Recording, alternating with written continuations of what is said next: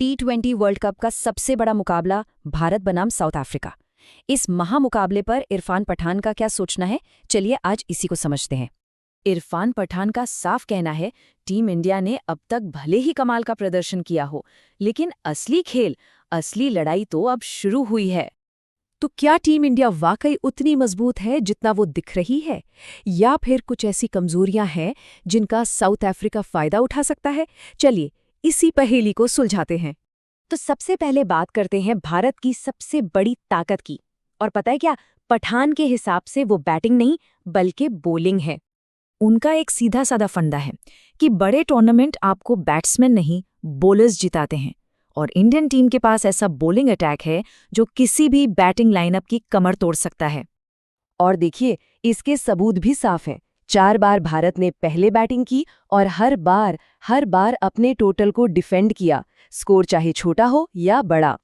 लेकिन इस कमाल के बॉलिंग अटैक में भी एक ऐसा बॉलर है जिसे पठान अपना तुरुप का इक्का मानते हैं। साउथ अफ्रीका के खिलाफ वो गेम चेंजर हो सकता है। वरुण की खासियत देखिए, इकोनॉमी रेट 6 से भी कम, मतलब बल्लेबाजों के लिए उनके खिलाफ रन बनाना बहुत मुश्किल है। पठान तो यहां तक कहते हैं कि अगर वरुण का यही फॉर्म रहा ना, तो वो मैन ऑफ द टूर्नामेंट के सबसे बड़े दावेदार हैं। ठीक है, बॉलिंग तो जबरदस्त है, लेकिन फिर भारत की कमजोरी क्या है? तो पठान के मुताबिक वो छुपी है बैटिंग में, खासकर स्पिन के खिलाफ।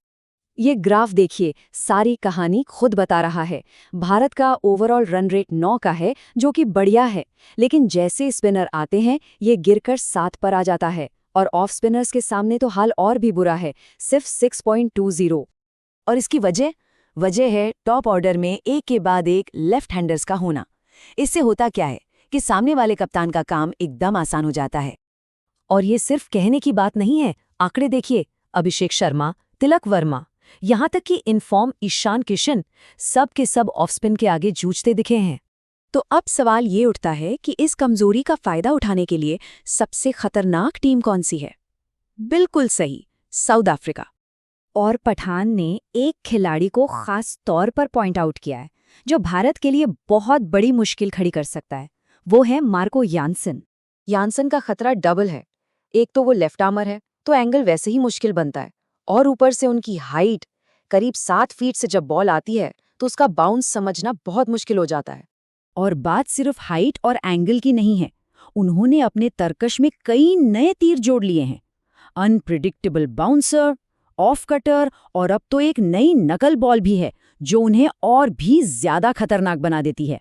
तो ठीक है, एक तरफ कमजोरी है, दूसरी तरफ एक बड़ा खतरा। तो फिर जीत का रास्ता क्या है? पठान ने इसका भी एक पूरा ब्लूप्रिंट दिया है। पठान ने एक सिंपल सा 3 स्टेप फॉर्मूला बताया है। अगर भारत ये कर ले तो साउथ अफ्रीका का सारा प्लान फेल हो सकता है। पहला और सबसे जरूरी कदम, इस लेफ्ट हैंडर की चेन को तोड़ो। एक के बाद एक बाएं हाथ के बल्लेबाजों को भेजना बंद करना होगा। और ये कैसे होगा? सूर्य कुमार यादव को नंबर 3 पर प्रमोट करके। एक राइट हैंडर को जल्दी लाने से सामने वाले कैप्टन की रणनीति बिगड़ जाएगी। और तीसरा स्टेप, हार्दिक पांड्या को एक स्पिन हिटर या फ्लोटर की तरह इस्तेमाल करना। मतलब जब भी स्पिनर आए, पांड्या को बैटिंग के लिए भेज दो, चाहे कोई भी नंबर हो। उनका काम सिर्फ एक होगा, अटैक। तो कुल मिलाकर पठान की स्ट्रैटेजी का सार यही है कि बैटिंग ऑर्डर में जरा सा फेरबदल, एक छोटा सा टैक्टिकल मूव, इस पूरे मैच का पासा पलट सकता है।